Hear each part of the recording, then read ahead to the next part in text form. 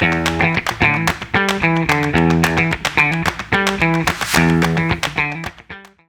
today's webinar on technical documentation from the inside, key structural elements.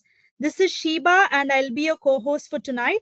Now I am delighted to introduce our speaker, Katrina Noskova, Technical Writing Team Lead at VM Software. Katrina has over 9 years of experience in technical writing, creating documentation for developers and engineers, building efficient doc processes, and leading a talented team of writers and doc ops engineers. She is also passionate about mentoring and helping others grow in their technical writing and communication skills.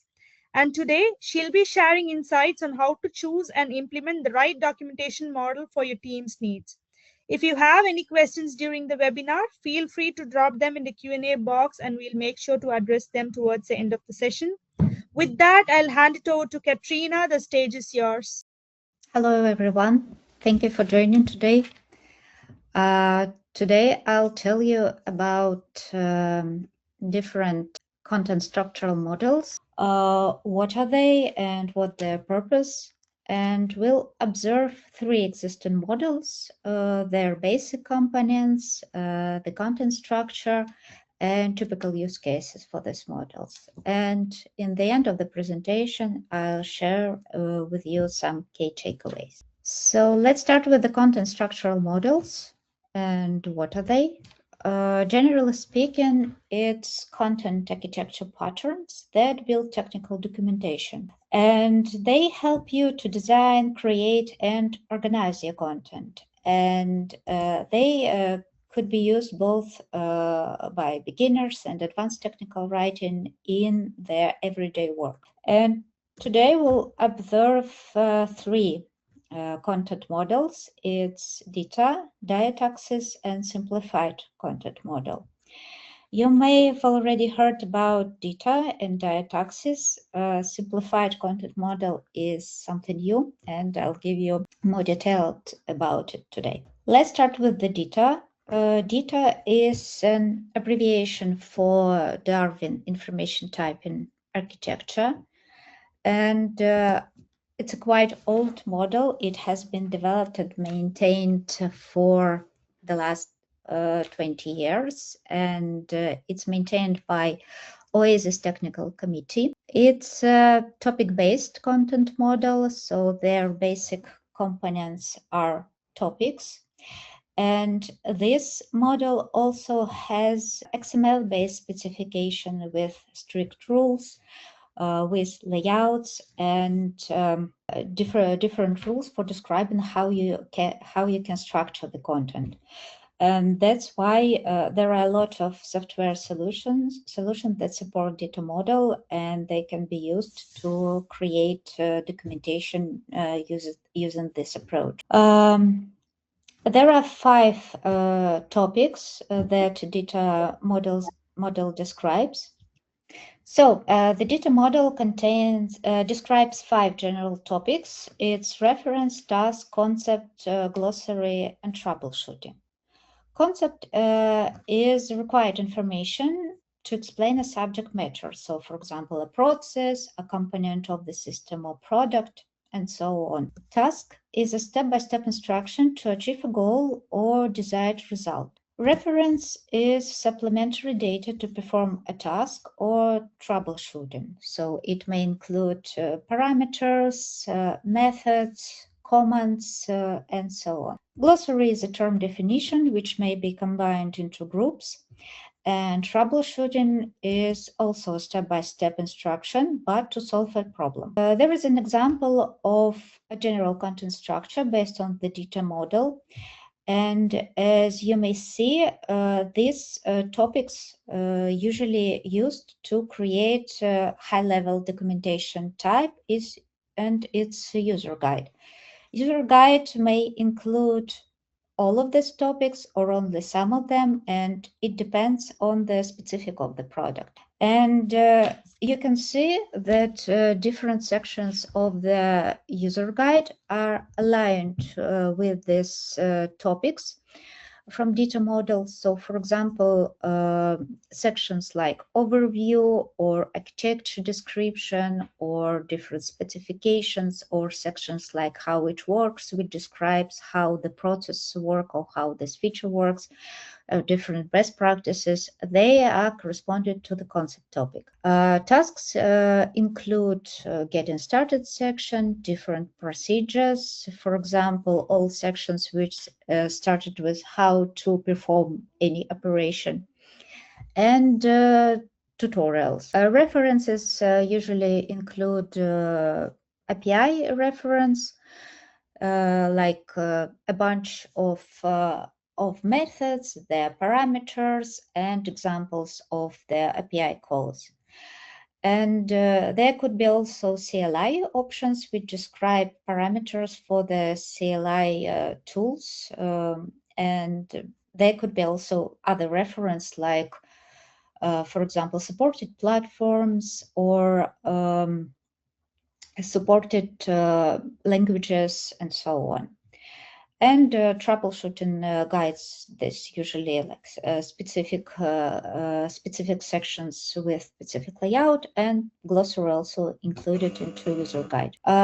You may notice that such sections like release notes and FAQ are not specified in the DITA model, and usually in such product documentation they edit outside the user guide, and actually there is no specific topic for this these sections. Which typical cases DITA model is used? The first case is when you have one product, but this product is intended to use by different users with specific roles. For example, administrators, end users, operators, and other. And these guides, so you need to create a separate user guide for each of this role, but all these guides have much in common. For example, describing interface, describing some features, and they may these roles may perform similar tasks depending on the role. So in this case, DITA model helps you to use one source and reuse topics and tasks in different guides that's built for different roles. Here you can see an example of the Cisco documentation. It's a product that's called Security Cloud Control, and there are two guides, one for administrators and another one for new customers. And as you can see, the structure of these guides is different, but new customers as well as administrators need to perform an operation which is called claim and verify a domain, and this task is reused in both guides. The second use case for the DITA model is when you also have one product, but you can implement it into different platforms. For example, you can use it on premise or in cloud or in as a SaaS solution, and so on. And in this case, these guides also have much in common, but each platform has its own specific, which can be also edited by using conditions. Here you can see example of the IBM documentation and their product, which is called DB2 Warehouse. And the first guide is created for the on-premise solution, and the second one is for software as a service. And as you can see, these guides also have a common section, which is called connecting to DB2 database. This is also a task topic, but as you can see, the SaaS guide has more information than the guide for the on-premise solution, and there are some specific information that was added to this guide. but they still use the same source, just with some additional information for the second guide. And one more use case for the DITA model is an aggregated guide. Typical aggregated guides are different security guidelines or licensing policy or solution integration guide. And DITA model also helps you to create such guides. For example, you have a product suite, but each of this product has a similar licensing policy. And you need to create a document that contains all information only about licensing policy for this product suite. And you can create this guide by reusing these concept topics related to licenses from all the separate guides and created a brand new guide with disaggregated information. What considerations DITA model has? It's great for documenting large and complex product with multiple versions because thanks to its specification, it supports such features like reusing content. It supports single source concept when you create these granular topics, and you can reuse them in different documents to publish different guides. And this is also works effectively for consistency because you don't need to duplicate your data in different places, and you use only one source and then you just reuse it in different places. But DITA model requires specific software and knowledge because it has this strict specification, and for beginner technical writers, it may be a bit hard to to learn this specification, to understand the structure of the DITA documents, what is DITA map, how to create topics, how to reuse them, how to use conditions, and so on. But there is also an option to use only the content structure part of this model and without specification. So you can just apply the structure of topics to your current documentation or use it to create documentation from scratch, and it will be already effective for you just without the software. The second model is Diátaxis, and it's a bit younger than the DITA model. It's developed and maintained by Daniel Procida since 2017, so for at least 8 years. It's a purpose-based content model, and it's platform independent, so it describes only the content structure and doesn't have any specification. The content model of the Diátaxis is based on this system of coordinates and consists of 4 elements, and they are tutorials, how-to guides, explanation, and reference. Tutorials are step-by-step instructions to get acquainted with the concept, system, process, and so on. It's like the document or the component that is similar to the cooking. For example, when you teach children how to cook something, that's a kind of tutorial. How-to guides are step-by-step instructions to achieve a goal or desired result, and it's the component that is similar to the task in DITA model. Explanation is required information to explain the subject matter, and this is also a component that is similar to the concept in DITA model.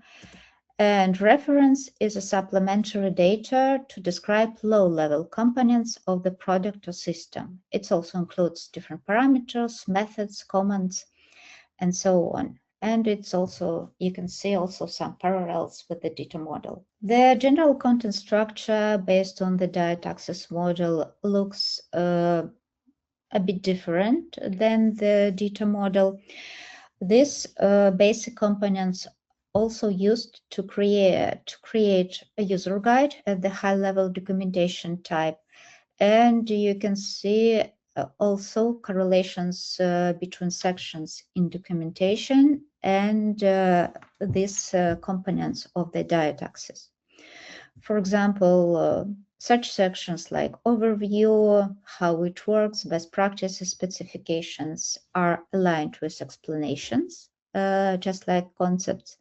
Getting started and procedures sections related to the how-to guides, reference stayed the same, and Diátaxis also describes a tutorial as a separate component. And as you can see, this model doesn't describe glossary as a separate component, and in this content structure, such sections like release notes, glossaries, and FAQ, they also added as supported documentation for the user guide, and they usually place outside the user guide. Historically, it turned out that Diátaxis model usually used to build one product software documentation or the product suite documentation, but with low content overlap. So you can use Diátaxis for documenting products that doesn't have much in common, and you don't need to reuse content a lot. And there are two examples of the product that use this Diátaxis structure.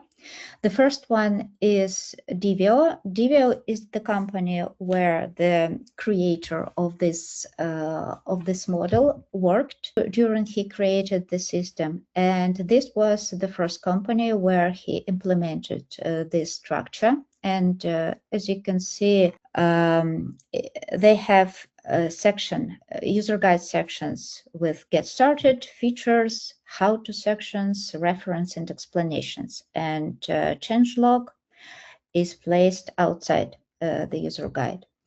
And the second example is Chanko CMS documentation. It almost completely repeats the structure of the Diátaxis. So you can see here tutorials, explanation, how-to guides, and reference, and a release note as a separate section outside the main one. So, as I said, this model has much in common with the DITA models, and you see that how-to guide, explanation, and reference, they are just like the similar components like in DITA model, they just have another name. It's great for documenting small and medium software products, and but it covers only content structure. So if you want to use Diátaxis model, but you want to reuse the content and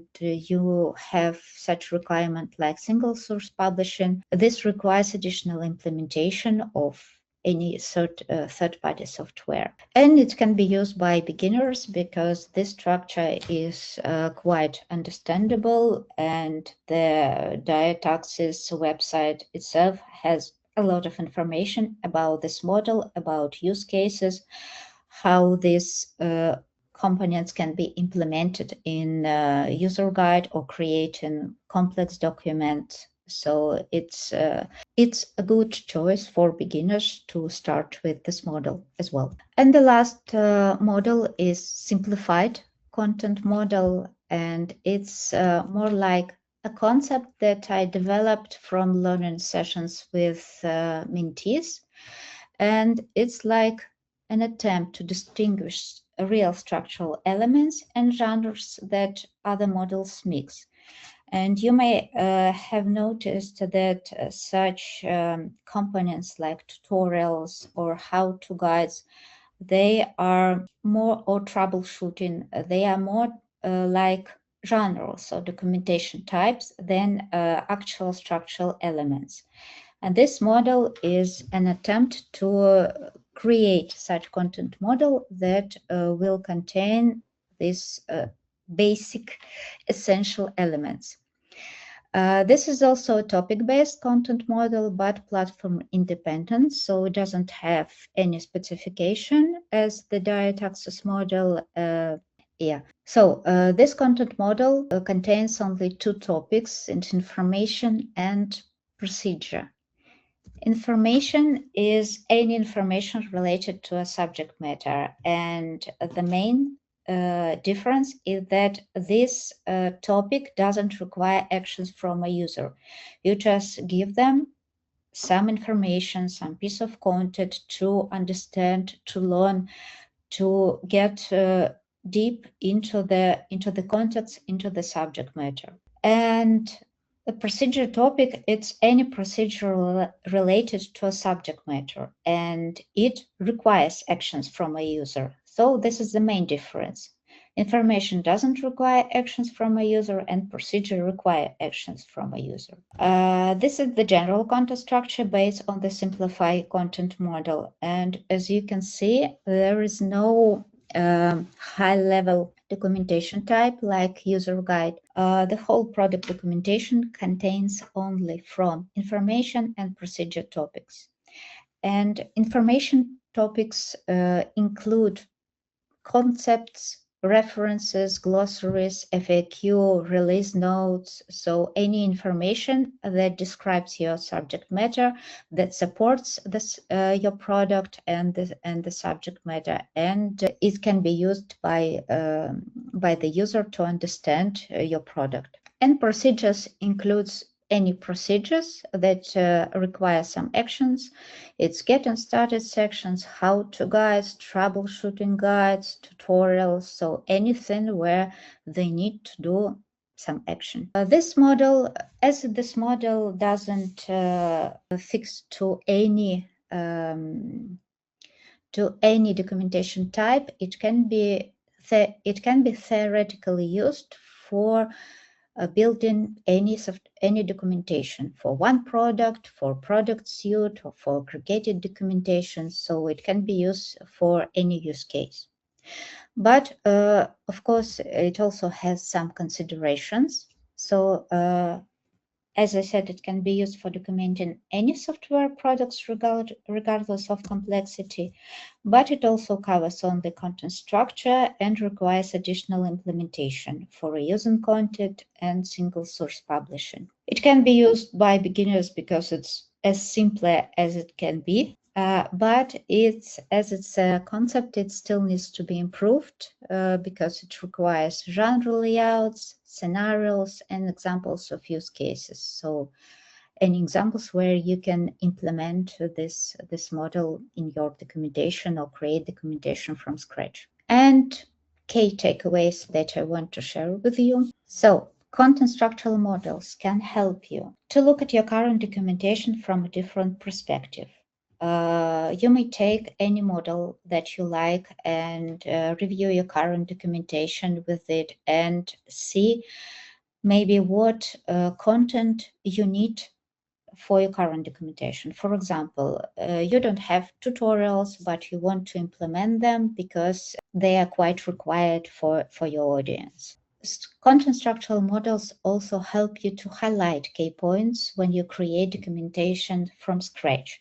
So when you don't know where to start, when you need to understand this basic structure of your documentation, you can use any of this model and try to create the draft of the content structure and try to add sections that you want to add to this documentation. And this model also can give you this inspiration to create this the first structure. And it's important that there is no the only true model because each of them is suitable for specific cases. You can use any that you like, any that's suitable for your current situation, for your current documentation. And there is always room for experiments. You can mix these models if you want. And I've created this example to show you how you can mix Diátaxis and DITA models on different levels. Imagine that you have a product that have a user guide, API guide, and glossary.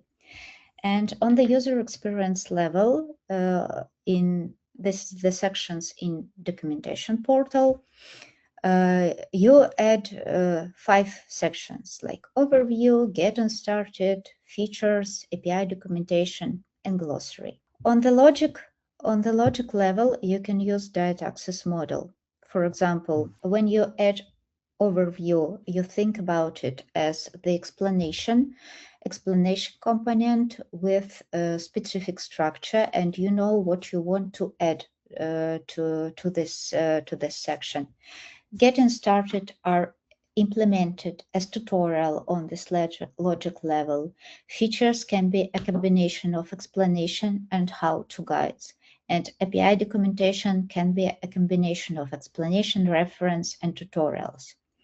And on the low level, you may have DITA software with this division, with this difference of concept tasks, troubleshootings, and other topics that DITA use. And you can add an overview like a concept in the DITA software, getting started like tasks, and features like concepts and tasks and troubleshooting guides. And that's how this combination of models could be used in your documentation if you want to use both of these models. And there's a list of resources which you can go through and learn more about DITA specification, Diátaxis, see examples of other products that use DITA approach, that use Diátaxis, and maybe also get some insights, inspirations from these resources. And that's all from my side. Thank you for listening. Thank you, Katrina. The session was quite insightful, and I'm sure the audience will agree with me. And that's a wrap for today's session.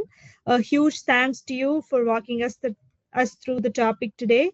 I hope the insights shared today gave everyone a clearer understanding of how different documentation models can shape and improve your content strategy.